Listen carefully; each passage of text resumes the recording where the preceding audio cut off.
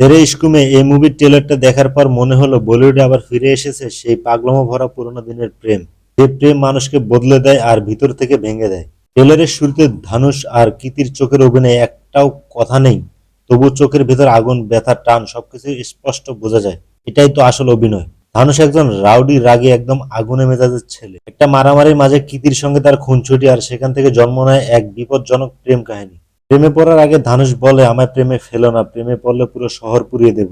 আর গল্প ঠিক সেখান থেকে মন নেয়। কৃতি যখন তাকে ছেড়ে দূরে চলে যায়, ধানুষ তখন নিজের জীবনটাই পুরো পরিবর্তন করে ফেলে। সোজা এয়ারফোর্সের পাইলট হয়ে যায়। আর কৃতি সম্পূর্ণ উল্টো পথে হাঁটে, একেবারে লেডিদের দাস হয়ে যায়।